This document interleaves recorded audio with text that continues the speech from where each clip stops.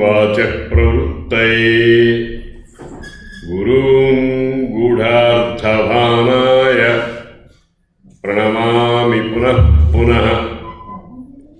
शरदिन्दुविकासमन्दहासाम् स्फुरदिन्दीवरलोचनाभिरामाम् अरविन्दसमानसुन्दरास्याम् अरविन्दासनसुन्दरीमुपासे।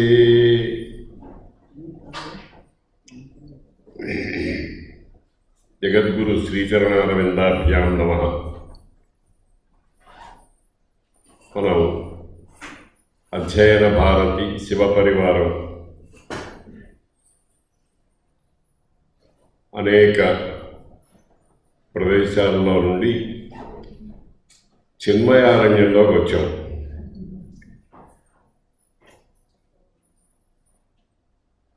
చిన్మయారణ్యంలోకి ఎందుకు వచ్చాము అంటే దేన్నో వెతకటానికి వచ్చాం.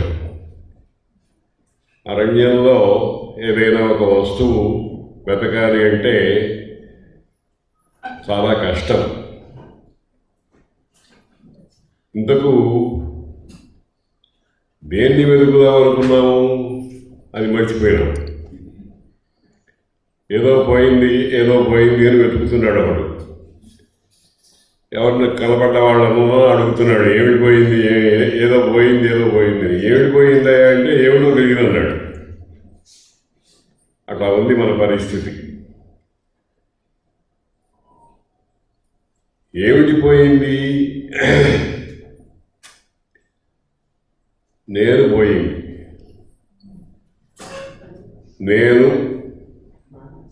నేను తనం పోయింది.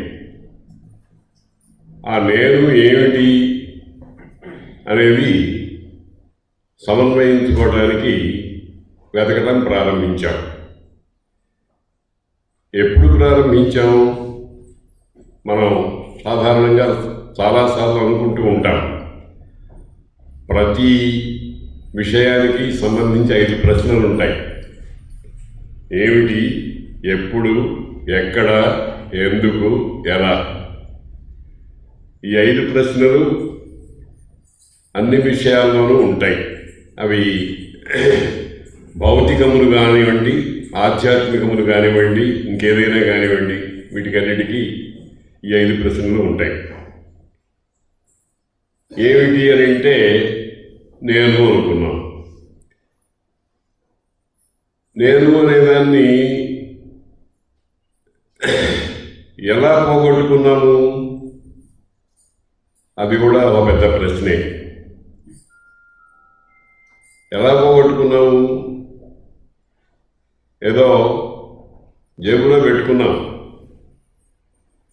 పెట్టుకుని బయలుదేరి వచ్చాం, బండి ఎక్కాం.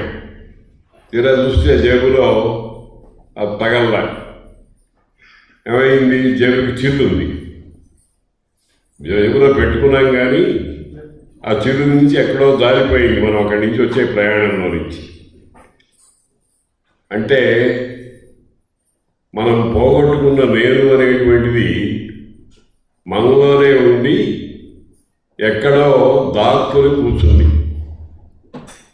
ఎక్కడో ఉంది, ఉండటం అనేది ఉంది. ఎక్కడ ఉంది అనేటువంటిది చూడాలి.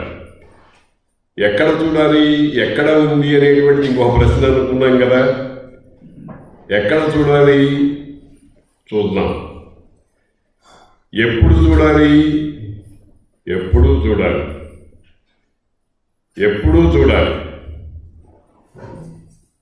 ఎలా చూడాలి? జ్ఞాన నేత్రంతో చూడాలి. మనకు చూడటానికి భగవంతుడు 2 కళ్ళు ఇచ్చాడు. ఈ 2 కళ్ళు మనని చాలా సందర్భాల్లో మోసం చేస్తూ ఉంటాయి. మీరందరూ గమనించారో లేదో కానీ మన శరీరంలో ఉండేటువంటి ప్రతి భాగము మనల్ని మోసం చేస్తూనే ఉంది. ఇవరకు ఒకసారి చెప్పాను, గాయత్రి మంత్రం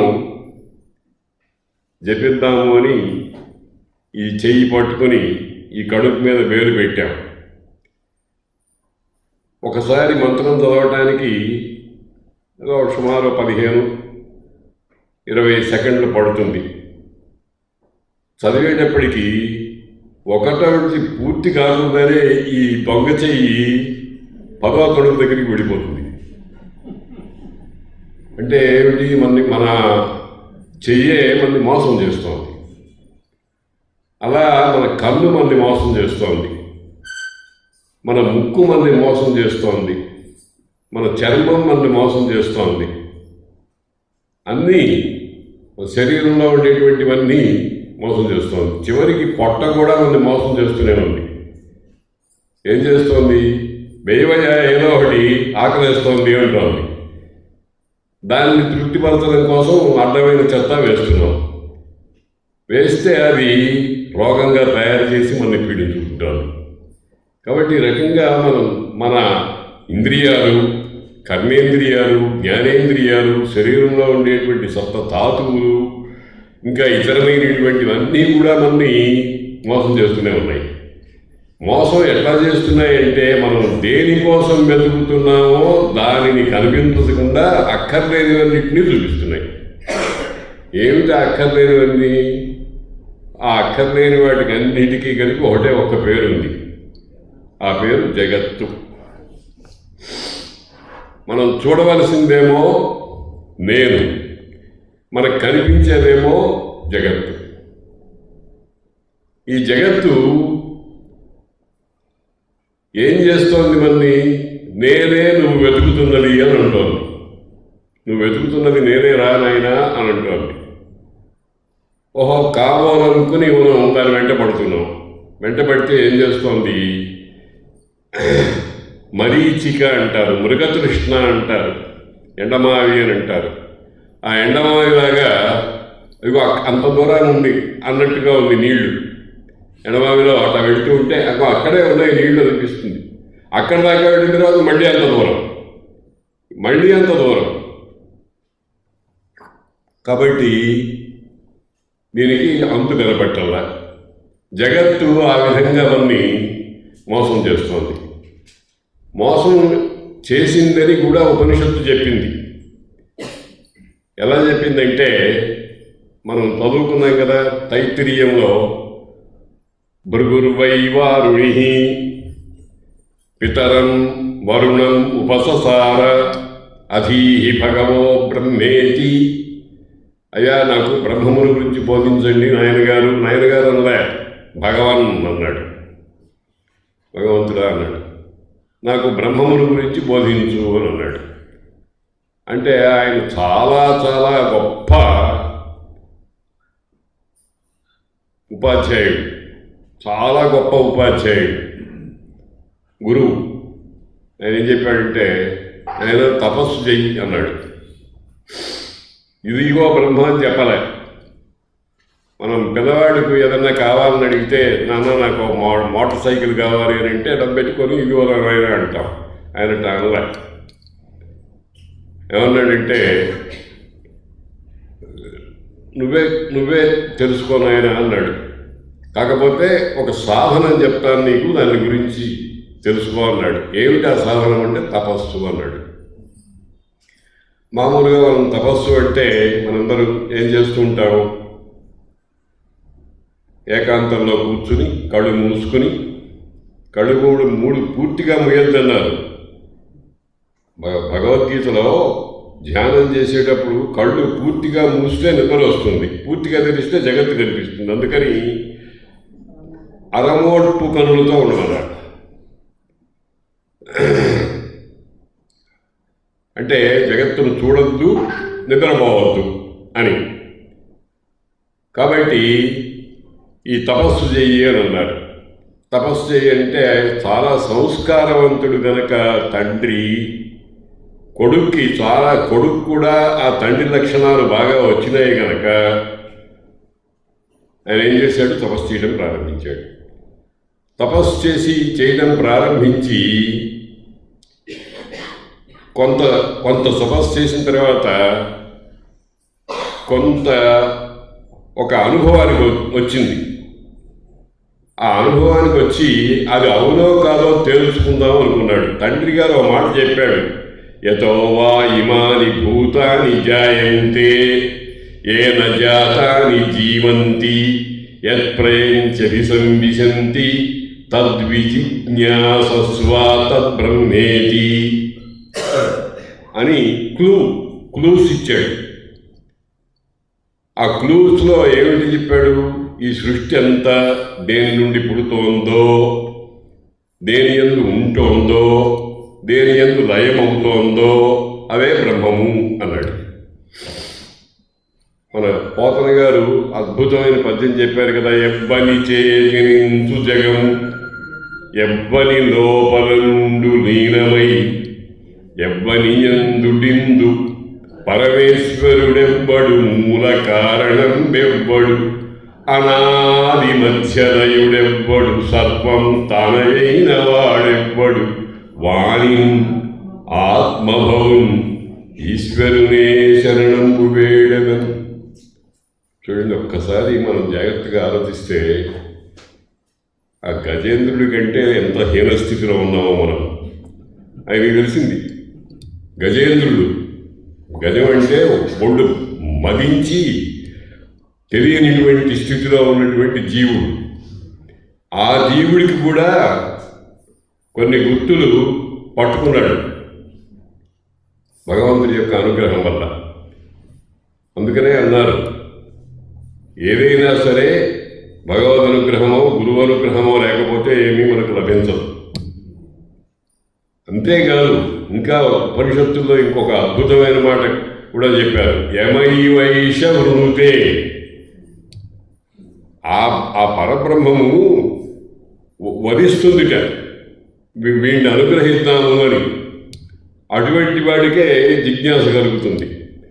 కాబట్టి ఈ యతో వా ఇమాని భూతాని జాయంతే ఏన జాతాని జీవంతి యత్ప్రయంచ విసంవిశంతి అని 3 గుర్తులు చెప్పాడు.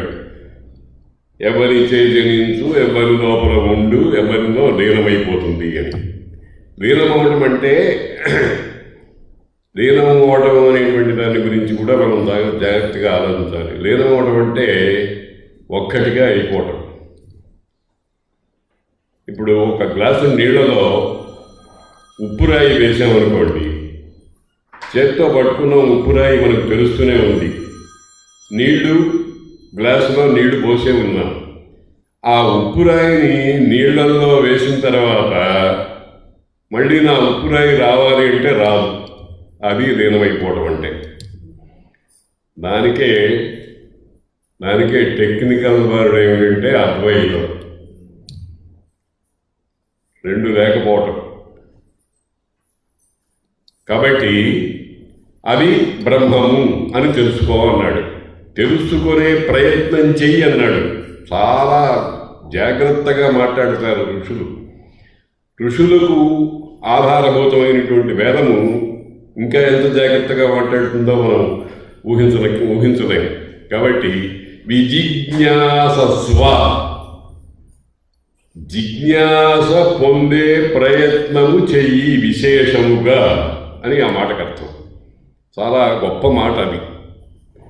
అనేటప్పటికీ కుమారుడు వెళ్ళాడు, తపస్సు చేశాడు. తపస్సు చేస్తే ఆయనకి అన్నం చేతనే కదా ఈ భూతాలన్నీ పుడుతున్నాయి, అన్నంతోనే పెరుగుతున్నాయి, అన్నంలోనే లయమవుతున్నాయి, కాబట్టి అన్నమే బ్రహ్మము అనేటువంటి ఆలోచన వచ్చి అవునా కాదా అని తండ్రి గారి దగ్గరికి వెళ్ళి నివేదిక ఇచ్చాడు. అన్నం బ్రహ్మేతి వ్యజానాత్ అని వెళ్ళి తండ్రి గారికి చెప్తే ఆయన ఏం చేశాడు? విన్నాడు. అవును కాదు అనలే. కానీ కొడుక్కే సందేహం వచ్చి కాదని మళ్ళీ బ్రహ్మముని గురించి ఉపదేశం చెయ్యి అని అన్నాడు. ఇక్కడ చమత్కారం చూడండి. అన్నము బ్రహ్మము అని తెలుసుకున్నాడు కదా, తెలుసుకున్న తర్వాత మళ్ళీ తపస్సు చేయటం, మళ్ళీ బ్రహ్మముని గురించి నాకు ఉపదేశం చెయ్యి అని చెప్పడం, అడగడం ఏమిటి అంటే అన్నం కాదు అని ఇంటికి పెట్టుకున్నాడు అన్నమాట. అన్నము, ప్రాణము, మనస్సు, విజ్ఞానము, ఆనందము అని ఇట్లాగా ఇవన్నీ వెళ్ళాడు. ఇట్లా వెళితే చివరికి ఆ ఆనందము అనేటువంటిది బ్రహ్మ అనేది తెలిసేటప్పటికీ అప్పుడు మళ్ళీ అడగల, మళ్ళీ అధీహి భగవో బ్రహ్మేతి అనలా. అంటే అర్థం ఏమిటన్నమాట, అతడు గమ్యానికి చేరుకున్నాడు. కాబట్టి చిన్మయారణ్యం అంటే ఇది. ఉపనిషత్తులలో ఉపనిషత్తులు అనేటువంటి అరణ్యంలో మనం వెతుక్కోవడం. దేనిని వెతుకుతున్నాము అనంటే నేనేమిటి అనేదే ఆ వెతుకులాట. తస్త్వం కోహం కే అర్థ వేద కుతో జాత ఇయం సృష్టి అంటూ వేదం ప్రారంభమైంది. నువ్వెవడు, నేనెవడిని, ఏ అర్థాలు తెలుసుకోదగినటువంటివి, ఈ సృష్టి అంతా ఎక్కడి నుంచి వచ్చింది అని ఒక ఆలోచన ప్రారంభమైంది కదా ఆది మానవుడికి. ఆది మానవుడికి కాదు, ఆది మానవులలో ఋషిత్వం కలిగిన వాడికి. ఋషి అంటే అర్థం ఏమిటంటే దర్శనం సామర్థ్యం కలిగినటువంటి వాడు. దర్శనం అంటే చూపు అని అంటాం మనం. కళ్ళు మూసుకొని చూచేటువంటి స్థితిని కలిగిన వాడిని ఋషి అంటారు. కళ్ళు తెరిచి చూస్తే మనిషి, కళ్ళు తెరిచి చూస్తే చూడటం, కళ్ళు మూసుకుని చూస్తే దర్శనం. ఈ దర్శనం అనేటువంటి దాన్ని పొందాడు. కాబట్టి ఈ దర్శనం కోసం ప్రయత్నం చేశారు. కస్త్వం కోహం, నువ్వెవరు, నేనెవరు. నువ్వంటే ఎదురుగుండా ఉన్నవాడు. మనకు ఎదురుగుండా ఏముంది? జగత్తుంది. సరే, నేనెవరు అయింది. 2 ప్రశ్నలు అట్లా ఉన్నాయి. ఇంకో ప్రశ్న కూడా వాడికి పుట్టింది. కే అర్థ వేదా, వేదములు ఏ అర్థము కలిగినటువంటివి, లేకపోతే ఏ అర్థాన్ని మనం తెలుసుకోవాలి అంటే మీకు తెలుస్తున్న అర్థాహ అన్నారు, బహువచనం ఉన్నారు. అంటే తెలియదగినటువంటి విషయాలు చాలా ఉన్నాయి. కానీ అందులో ఒక్క ప్రశ్న మాత్రం మళ్ళీ దగ్గరకు వచ్చాడు, చాలా సూక్ష్మ స్వరూపానికి వచ్చాడు. కుతో జాత ఇయం సృష్టి, ఈ సృష్టి అంతా ఎక్కడి నుంచి పుట్టింది అని ఇలాగా అన్వేషించడం ప్రారంభించాడు. ఈ అన్వేషణకు చాలా విస్తృతమైనటువంటి క్యాన్వాస్ తయారు చేసి పెట్టినాయి ఉపనిషత్తులు.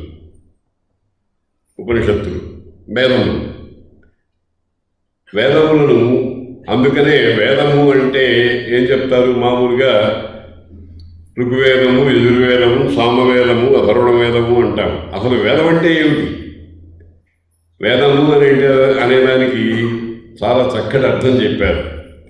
ఇష్ట ప్రాప్తి అనిష్ట పరిహారయో యో అలౌకికం ఉపాయం వేదయతి సవేద. ప్రతి జీవికి కూడా ఒకటి ఇష్టం ఉంటుంది, కావాలి అనుకునేటువంటిది ఒకటి ఉంటుంది, వద్దు అనుకునేది ఒకటి ఉంది. మామూలుగా చమత్కారంగా కొన్ని విషయాలు మనం చూడలేం లోకంలో. భగవంతుడు ప్రత్యక్షమైనాడు అనుకోండి, ఏం కావాలైనా అని అడిగితే నాకు ధనం ఇవ్వు, ధాన్యం ఇవ్వు, అప్పులు ఇవ్వు, సుఖం ఇవ్వు, ఆనందం ఇవ్వు అని ఇవ్వ. కానీ మహానుభావురాలు చాలా చాలా లోతైన దృష్టి ఉన్నటువంటి మహాత్మురాలు కుంతీదేవి ఒక విచిత్రమైన కోరిక కోరింది. విపదస్సంతు నశ్యశ్వత్ అన్నది. మహానుభావుడా, కృష్ణుడు కనిపిస్తే పరమాత్మని తెలుసు. పైగా కృష్ణుడిని ఏమని సంబోధించిందంటే ఆమె జగద్గురో అన్నది. ఓ జగద్గురువు, విపదస్సంతు నశ్యశ్వత్, మాకు ఎల్లప్పుడూ కష్టములు వచ్చుగాక అని చెప్పారు. అని అడిగింది. ఇదేమిటమ్మా, కష్టాలు పోవాలి అని అనుకుంటారు, ఇష్టమేమో సుఖము, అనిష్టమేమో కష్టము. ఇష్టాన్ని కోరుకోవాలి, అనిష్టాన్ని దూరీకరించుకోవాలి. అట్లాంటప్పుడు నువ్వు విపరీతంగా కష్టాలు కావాలని కోరుతున్నావు, విపత్తులు కావాలని కోరుతున్నావు ఏమిటి అని అంటే సమాధానం చెప్పింది, ఆ కష్టాలు విపత్తులు వచ్చినప్పుడే కదయ్యా నీ దర్శనం మాకు అయ్యేది. ఆ దర్శనము అపునర్భవ దర్శనం. ఒక్కసారి ఆ దర్శనం అయితే మళ్ళీ జన్మం అంటూ ఉండదు. అటువంటి దర్శనం మాకు కావాలి. అపునర్భవ దర్శనమయ్యేటువంటి నీ దర్శనము మాకు ఆపదలలోనే కలుగుతుంది. అందుకనే చూడండి, వెంకటేశ్వర స్వామి వారిని ఆపద మొక్కులవాడా అంటూ ఉంటాం మనం. మనకేం కష్టాలు అవి లేకపోతే వెంకటేశ్వర స్వామి గుర్తుకొస్తాడా? కష్టాలు కావాలి. ఎందుకనంటే పర్యంతంలో అది పరమసుఖాన్ని ఇస్తుంది. అందుకని విపదస్సంతు నశ్యత్ తత్ర తత్ర జగద్గురో అని కుంతీదేవి అన్నట్టుగా ఇష్టప్రాప్తి అనిష్ట పరిహారయోహో యో అలౌకికం ఉపాయం వేదయతి సవేద. ఇష్టము రావటానికి అనిష్టము పోవటానికి లోకంలో దొరికేది కాని ఉపాయం. లోకంలో దొరికితే బజారుకి తీసుకెళ్తాం, బజారుకి వెళ్ళి డబ్బులు పెట్టి కొనుక్కొచ్చుకుంటాం. అట్లా దొరికేది కాదు ఇది. ఏమండి, 1 కిలో బియ్యం కావాలి అని అడుగుతాం, కాస్త నూనె కావాలి అంటాం, నెయ్యి కావాలి అంటాం. ఏమండి మీ షాపులో ఆనందం దొరుకుతుందా అండి అంటే అక్కడ దొరుకుతుందా? ఏ షాపులో అయినా ఆనందం డబ్బాల్లో పెట్టిస్తారా? ఆనందము, సుఖము, నివృత్తి, పరనివృత్తి మొదలైనటువంటివి లోకంలో దొరకవు. అందుకని అనిష్ట పరిహారయో యో అలౌకిక ఉపాయం వేదయతి సవేద అని వేద నిర్వచనం చెప్పారు, వేద శబ్దాన్ని నిర్వచనం చెప్పారు. ఆ వేదాలు ఏమిటి, ఏ అర్థాన్ని ఇస్తున్నాయి? ఏమర్థాన్ని ఇస్తున్నాయి? అవి పరబ్రహ్మ సాక్షాత్కారానికి 2 రకాలుగా, అంటే నేరుగా భంగ్యంతరంగా చెప్తున్నాయి. నేరుగా చెప్పేవి ఉపనిషత్తు, భంగ్యంతరంగా చెప్పేవి తక్కిన కర్మకాండ మొదలైనటువంటివి, యజ్ఞయాగాది కర్మానుష్ఠానికి కావాల్సిన మంత్రాలు మొదలైనటువంటివి అన్నమాట. కాబట్టి అటువంటి వేదము ఏం చెప్పింది మనకి? భగవంతుణ్ణి, పరమాత్మను గురించి తెలుసుకో అన్నది. ఎట్లా దానికి సాధనం ఏమిటి అంటే తపస్సు అన్నది. తపస్సు అంటే ఏమిటి? మామూలుగా ముక్కు మూసుకుని కళ్ళు మూసుకుని ఒక చోట కూర్చుని దేన్నో ధ్యానించడం అనేటువంటిది. ఆ ధ్యానమే, దానికే ఇంకొక మాట ఏమిటంటే గాఢ భావన అని అర్థం చెప్తారు. అతి తీవ్రమైనటువంటి భావన. కూర్చుని ఆలోచించడం. ఆ ఆలోచించడాన్ని ఒక కవి చాలా అద్భుతంగా చెప్పాడు. లలాటంతప రూక్ష చింతన అన్నాడు. ఈ పాలభాగాన్ని పగలగొట్టేసే అంత తీవ్రాతి తీవ్రమైనటువంటి ఆలోచన, దాని పేరు తపస్సు. లలాటంతప రూక్ష చింతన. అవి అంటే అట్లా కూర్చుంటే ఇది పగిలిపోతుందన్నమాట. వైద్య విద్యలో సెరెబ్రల్ హెమరేజ్ అంటారే, అట్లాంటివి. అయితే అది వస్తే ఇంకెట్లాగా అంటే అది రాకుండా కాపాడుకుంటూ రూక్షచింతన చేయాలి. లలాటం తప రూక్షచింతన అని ఆ తపస్సు చేత. తపస్సు చేసేటప్పుడు, తపస్సు చేసి బ్రహ్మమును కనుక్కోనేటప్పుడు ఆయన ఏం చెప్పాడు? భృగువు, వరుణుడు కుమారుడికి కొన్ని క్లూస్ ఇచ్చాడు. ఏమిటి క్లూస్? సత్యం, జ్ఞానం, అనంతం బ్రహ్మ అని చెప్పాడు. సత్యము. ఇప్పుడు మనం సత్యదర్శనం, సత్యము అనే దగ్గరికి వచ్చాం సత్యదర్శనం చేయటానికి. మనం సత్యము అనే మాట చాలా ఎక్కువగా వాడుతుంటాం. అనేక పదాలు మనం అర్థం తెలియకుండా వాడుతూనే ఉంటాం. అనేకమైన పదార్థాలు మన సృష్టిలో చమత్కారంగా అంటారు, అమ్మ అంటాం. అమ్మ అంటే ఏమిటి? అమ్మ అంటే ఒక 4 అక్షరాల సముదాయం. ఆ, ము, ము, ఆ. అకార, పకార, మకార, అకారముల యొక్క సముదాయం అమ్మ. ఇది ఏం చెప్తోంది? 10 నెలలు నిన్ను కడుపులో పెట్టుకుని నీకు కావలసినటువంటి ఆహారానికి తుష్టి, పుష్టి మొదలైనవన్నీ ఏర్పాటు చేసి దానికోసం తన సర్వసుఖాలు పరిత్యాగం చేసి నిన్ను బయటికి వెలువరించి ఆ తర్వాత కూడా కంటికి రెప్పలాగా కాపాడుతూ పెంచి పెద్ద చేసినటువంటి ఒక వ్యక్తిని అమ్మ అన్నాం. ఎందుకు అమ్మ అని ఎందుకు అన్నాము? ఇంకేదైనా పదం వాడవచ్చు కదా అంటే దాన్ని రూఢి అంటారు. లోకంలో 10 మంది అంటూ ఉంటారు. అందువల్ల మనం దాని ప్రకారమే వెడుతూ ఉంటాం. కానీ అందులో ఒక చమత్కారం కూడా, ఒక ఆలోచించదగినటువంటి అంశం కూడా ఒకటి ఉంది. ఏమిటంటే ఆ అనేది అక్షరాల్లో మొట్టమొదటి అక్షరం, మా అనేది అక్షరాల్లో చిట్ట అక్షరం. ఏమండి, మీరేదో తెలుగు ప్రొఫెసర్గా 40 ఏళ్ళు పనిచేసామన్నారు, మా చివరక్షరం ఏమిటండి అని అనకండి. మా చివరక్షరమే. ఎందుకంటే ఆ ఇక్కడి ప్రారంభమవుతుంది కంఠస్థానంలో.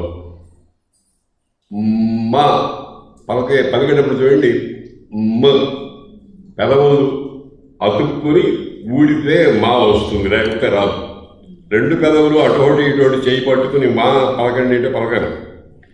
ఈ పెదవులు అనేటువంటిది వర్ణ ఉత్పత్తి స్థానములలో చిట్ట చివరి కాబట్టి మా చివరక్షరం. ఆ మొదటి అక్షరం అంటే అమ్మలో అన్ని అక్షరాలు ఉన్నాయన్నమాట.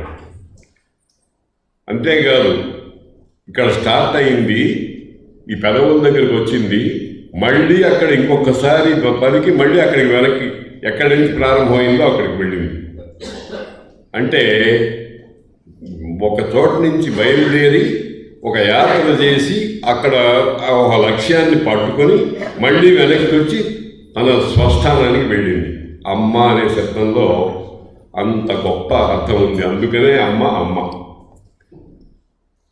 కాబట్టి ఆ అమ్మ అనేదాన్ని మనం లోకంలో వాడేస్తున్నాం, అందరూ వాడుతున్నారు కనుక. కానీ అర్థం తెలుసుకుని వాడినట్టయితే త్యాగరాజుల వారు చాలా గొప్ప మాట ఉన్నారు, తెలిసి రామభజన చేయవే మనసా. రామభజన చేసేటప్పుడు తెలిసి చెయ్యి. రాముడంటే ఏమిటి? అలాగే అమ్మ అనేటువంటి దాని గురించి తెలుసుకుందాం. అలాగే అమ్మయే అయినటువంటి బ్రహ్మమును గురించి తెలుసుకుందాం. ఆ బ్రహ్మమునకు మొట్టమొదటి లక్షణంగా వేదాలు, శాస్త్రాలు, పురాణాలు, ఇతిహాసాలు అన్నీ చెప్పినటువంటి పదం సత్యము. సత్యము సత్యం. ఇందాక అమ్మ అనే శబ్దానికి స్వరూప జ్ఞానం పొందడానికి ప్రయత్నం చేశాం. సత్యము అనే దానికి కూడా అట్లాగే చేయాలి మనం. సత్యము అంటే ఏమిటి? సత్యము అనేది లోకంలో వాడుకలో సత్యము అంటే సత్యం అంటే ఏం చెప్పాలంటే అసత్యం కానిది అని చెప్పాలి. అసత్యం కానిది అని. సత్యము అని అంటే సత్ సతి సాధు సత్యం అని వ్యాకరణ శాస్త్రం చెప్తోంది. సత్ ఈ సత్తు కూడా సత్ చిత్ ఆనందములు అనేదంటూ మొట్టమొదటి.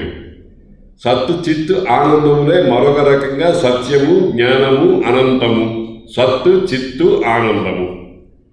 ఈ సత్ అంటే ఏమిటి? వ్యాకరణ శాస్త్రం ఏం చెప్తోందంటే మన సంస్కృతంలో శబ్దాలన్నీ కూడా వ్యుత్పత్తి అర్థాలు, అంటే ఆ అర్థం ఎలా వచ్చిందో వ్యాకరణ శాస్త్రం నిరూపిస్తుంది.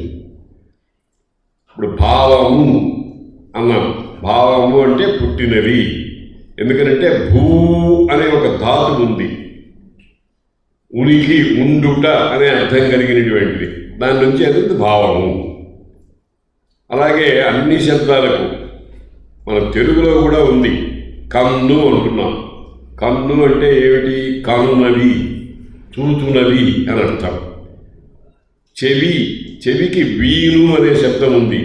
వీను అంటే వినునది వీను. మూర్కొనున్నది ముక్కు. క్రాలునది ముందకి పోయేది కాలు, చేయునది చెయ్యి. ఇట్లాగా ధాతువులు అంటారు క్రియాపదముల యొక్క మూల రూపాలు. వాటికి సంబంధించినటువంటి వాటి నుంచి ఏర్పడినటువంటి నామవాచకాలని కృదంతములు అంటారు. అలాగా సత్ అనేటువంటిది అస్ అనే ధాతువు నుంచి ఏర్పడినటువంటి ఒక శబ్దం. అస్ అనేదానికి పాణిని గారు ధాతుపాఠంలో అస భువి అని అర్థం చెప్పారు. ఉండుట. ఇప్పుడు ఉండుట అనే దాన్ని మీరు జాగ్రత్తగా ఆలోచించండి. ఉండుట అనే దాని గురించి మనకు ఒక ప్రస్తావన వచ్చినప్పుడు వెంటనే ఎప్పుడు, ఎక్కడ, ఎలా ఉంది అనే ఆలోచనలు కూడా వస్తాయి కదా. అంటే అంటే ఏమైంది?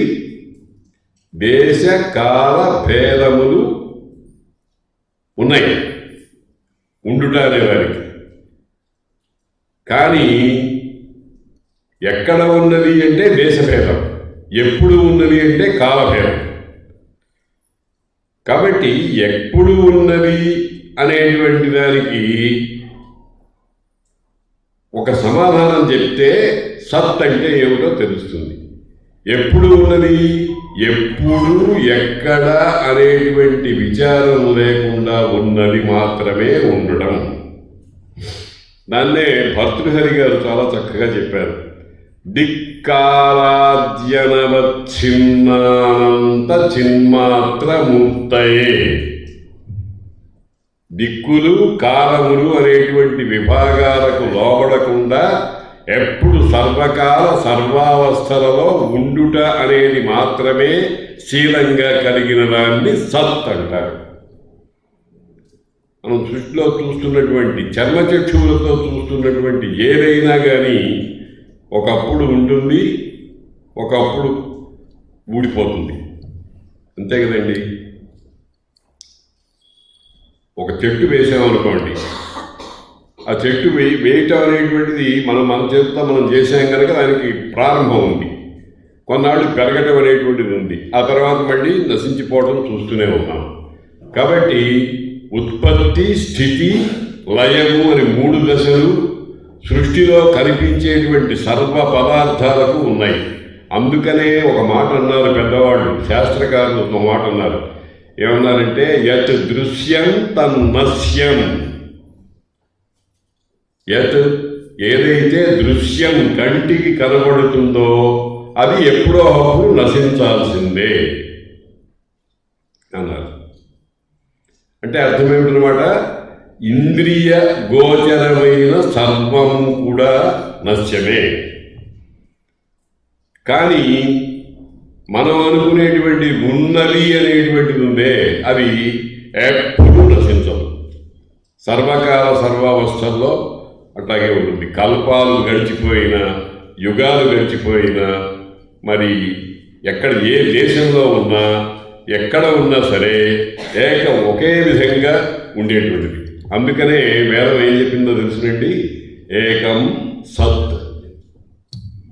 సత్ అన్నది దాన్ని. సత్ ఏకం, ఒక్కటే. ఆ ఏకము సత్తు అయినటువంటిదే నిత్యము, సనాతనము, బ్రహ్మము. దానికి నాశనం లేదు, విభాగాలు లేవు.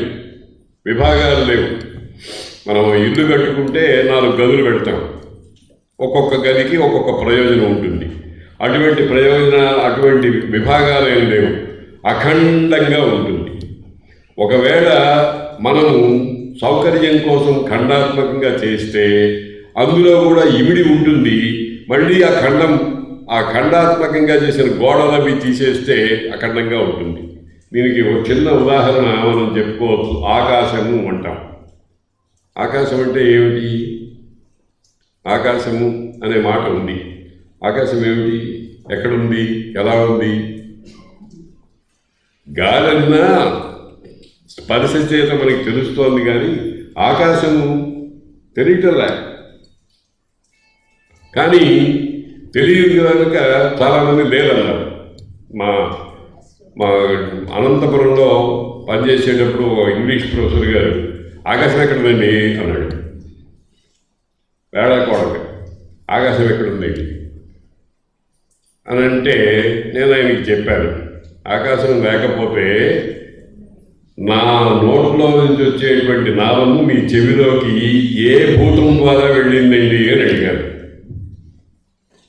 నాదం, శబ్దము నాకు వాహిక ఏమిటి? వాయువు కాదు, అగ్ని కాదు, జలము కాదు, భూమి కాదు, ఆకాశం. కాదని ఎట్టా చెప్తావు నువ్వు అంటే, చూడండి, వాయువు ఏకముఖ ప్రసరణశీలం. అంటే ఒకవైపు నుంచి పడమర నుంచి తూర్పుకి, లేకపోతే దక్షిణం నుంచి ఉత్తరానికి, ఇట్లాగా ఒకవైపుగానే పెడుతుంది. ఇప్పుడు ఒక సూపర్ ఫాస్ట్ ఎక్స్ప్రెస్ విజయవాడలో బయలుదేరి చెన్నై వెళ్ళాలి అని అంటే దానికి ఆ దారి నిర్దిష్టమైన దారి ఉంది, ఆ దారిలోనే వెళ్ళాలి. వాయువు అట్లా వెళ్తుంది. అగ్ని ఎలా ఉంది? ఊర్ధ్వముఖ ప్రసరణశీలం. అగ్ని ఎప్పుడు కూడా పైకే, జ్వాల పైకే పెడుతుంది. అందుకనే మేము బాల వ్యాకరణంలో మహానుభావుడు ఆయన చక్కటి ఉదాహరణ ఇచ్చాడు. జ్వాలములు ఉప్పరం మెగయును అన్నాడు. అగ్నిజ్వాల ఎప్పుడు ఆకాశం వైపే పెడుతుంది, పైకి పెడుతుంది, ఊర్ధ్వముఖాభిశీలనం కలిగినటువంటి. ఇంకా జలము పల్లానికి వెళుతుంది, కిందికి వెళుతుంది. నీరు పల్ల మెరుగు, నిజము దేవుడెరుగు అని మనకి సామెత ఉంది. నీరు పల్లానికి వెళుతుంది, భూమి ఫ్లాట్గా ఉంటుంది. ఇప్పుడు ఈ శబ్దము, నాదము అనేటువంటిది వాయువు ద్వారా వెళుతుంది అనుకుంటే ఒక చోటనే వెళ్ళాలి. అంటే ఇప్పుడు నేను ఇక్కడి నుంచి మాట్లాడుతూ నాదాన్ని వెలువరిస్తే ఈ ముందరి వైపు మాత్రమే వెళ్ళాలి. కానీ వెనక ఇక్కడ ఉండేటువంటి వాళ్ళు, గోడ పక్కన ఉన్న వాళ్ళకి కూడా వినిపిస్తోందా లేదా? వాయువు గోడను తన్నుకుని వెళ్ళలేదుగా. ఆకాశానికి ఆ లక్షణం ఉంది. కాబట్టి అందుకనే తర్కశాస్త్రంలో వాళ్ళు ఏం చెప్పారు? శబ్ద గుణకం ఆకాశం, శబ్దమే గుణముగా కలిగినటువంటిది ఆకాశము అని అన్నారు. కాబట్టి ఆకాశము అనేటువంటిది ఉన్నది అని ఒప్పుకోక తప్పదు. అటువంటి ఆకాశము అనేటువంటి దాన్ని గుర్తించి మనం మెల్లమెల్లగా అసలు దేన్నైతే పట్టుకోవాలో దాని దగ్గరికి వెళ్ళాలి. సత్ అనేది ఇప్పుడు ఉంది.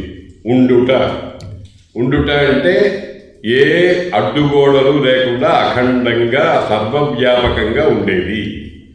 అందుకనే దానికే మరి విష్ణు సహస్రనామంలో విష్ణువు అని పేరు పెట్టారు. విష్ణు అంటే సర్వవ్యాపకత్వం. దాన్నే ప్రహ్లాదుడు రాక్షస బాలకుడు చెప్పాడు.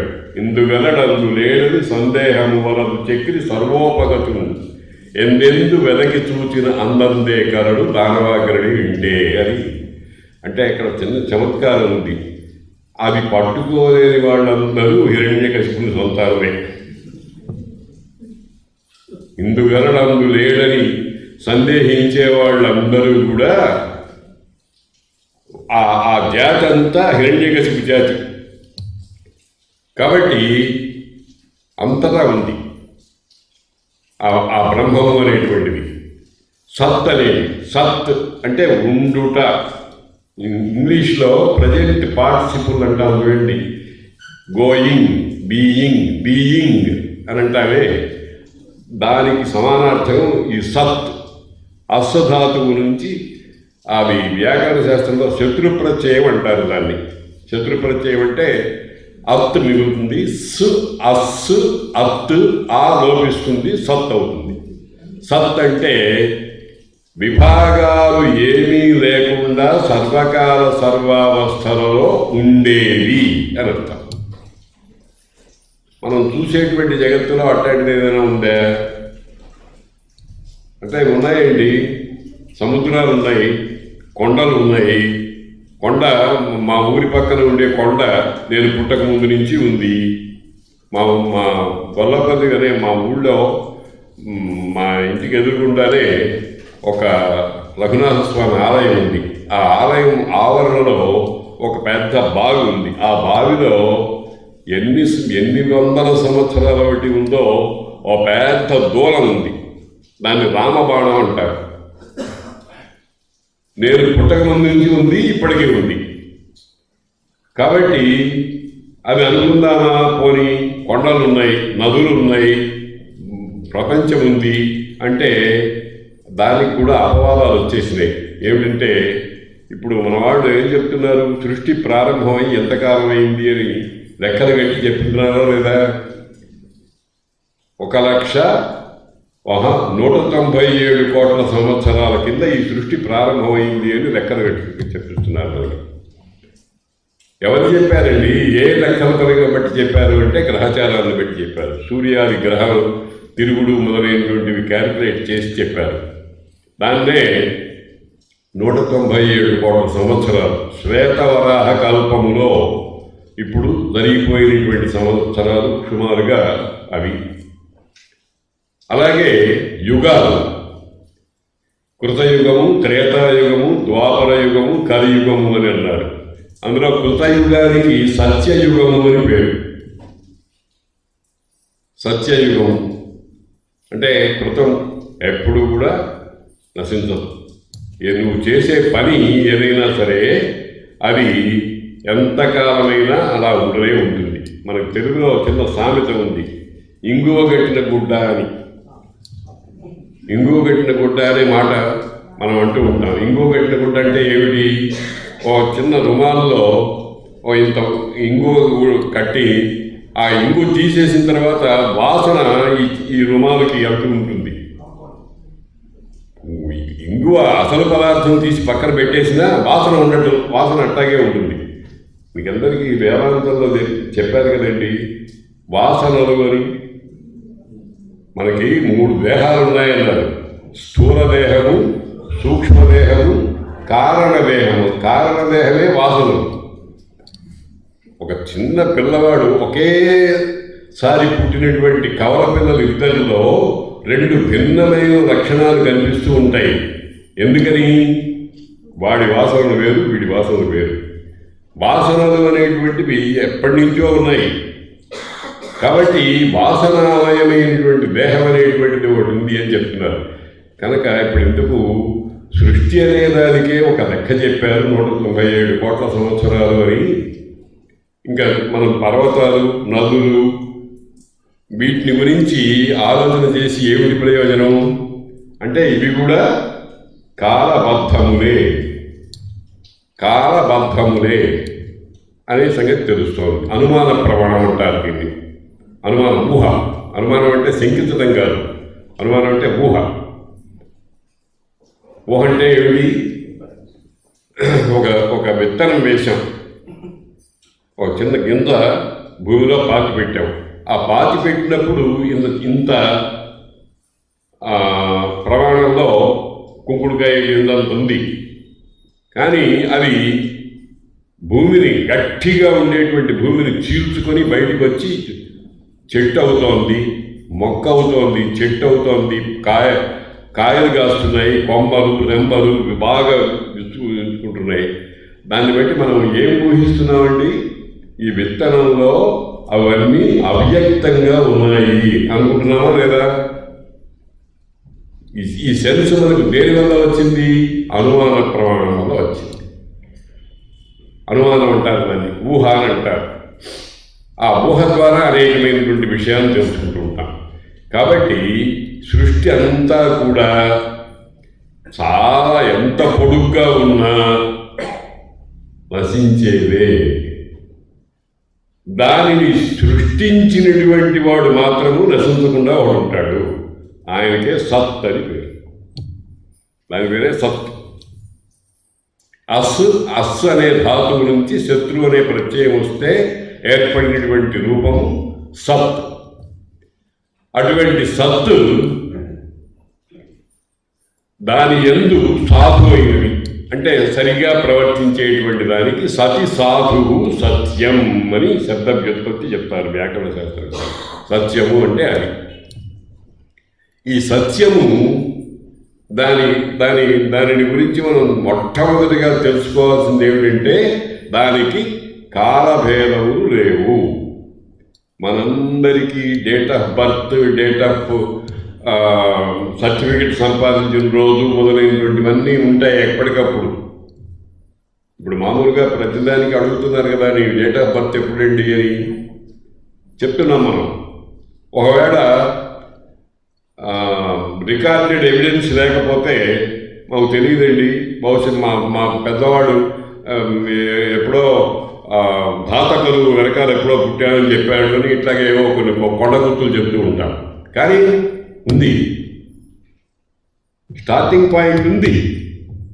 అట్లా స్టార్టింగ్ పాయింట్ లేకుండా, మధ్య పాయింట్ లేకుండా, నశించడం అనేది లేకుండా ఉండేది ఏదైతే ఉందో అది సతి సాధువు సత్యం. అది దానిని వరుణుడైనటువంటి ఒకనొక మహర్షి తన కుమారుడైనటువంటి భృగు అనేటువంటి వాడికి, ఈ వరుణ భృగు ఇవన్నీ కూడా వ్యక్తుల పేర్లే అయినా వీటి వెనకాల కూడా చాలా రహస్యార్థాలు ఉన్నాయి. అవన్నీ మనం మెల్లమెల్లగా తెలుసుకుందాం.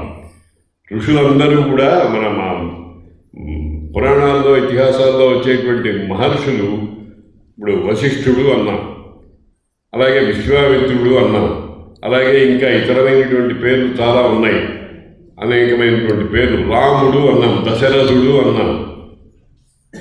దశరథుడు అని అంటే 10 రథములు కలవాడు అనే అర్థంతో పాటు దశ అంటే పక్షి, గరుత్మంతుడు రథముగా కలిగినటువంటి వాడు అని శ్రీ మహావిష్ణువు అనేటువంటి అర్థం కూడా ఉంది అని చెప్తారు. ఇలాగా ఈ పేర్లన్నింటి వెనకాల అర్థాలు ఉంటాయి. అందుకనే వరుణుడు అంటే అర్థం ఏమిటంటే వృణోతీతి వరుణ, ఆవరించుకొని ఉండేవాడు, అంతటినీ ఆవరించుకుని ఉండేటువంటి వాడు. ఈ సృష్టిలో ఉండేటువంటి సర్వ పదార్థములను బాగా క్రమ్ముకొని కౌగలించుకుని తనలో అట్టే పెట్టుకునేటువంటి వాడు. అలాగే భృగు అనేటువంటి దానికి కూడా, భృగు అంటే మామూలుగా కొండ అని అర్థం. ఎందుకంటే శాస్త్రాల్లో ఎప్పుడైనా మహా దుఃఖంతో శరీరాన్ని విడిచిపెట్టాలనుకుంటే ఆత్మహత్య దోషం, కానీ అనివార్యమైన పరిస్థితిలో భృగుపతనం అనేది చేయవచ్చు అని శాస్త్రాలు చెప్పారు. కొండ ఎక్కి దూకటం, లేకపోతే శరీరం రాలిపోయే వరకు అట్లా వెళుతూ ఉండడం. పాండవులు మహాప్రస్థానం వెళ్ళారు చూడండి, ఆ రకంగా వెళ్ళటం. ఈ రకంగా ఉండేటువంటిది భృగువు అని అంటే కొండ అంటే అర్థం ఏమిటంటే, ఇప్పుడు అమ్మవారి పేరు ఏమిటండి? పార్వతి అంటే ఏమిటి? పర్వతం కూతురు. పర్వతానికి కూతురు ఏమిటండి? పర్వతం అంటే అర్థం ఏమిటంటే అచంచలమైనటువంటి భావన, ఊగుసలాట లేనటువంటి ఒకనొక స్థిరమైనటువంటి భావన. ఆ స్థిరమైనటువంటి భావన నుంచి వచ్చినటువంటి శక్తి స్వరూపము పార్వతి అన్నారు.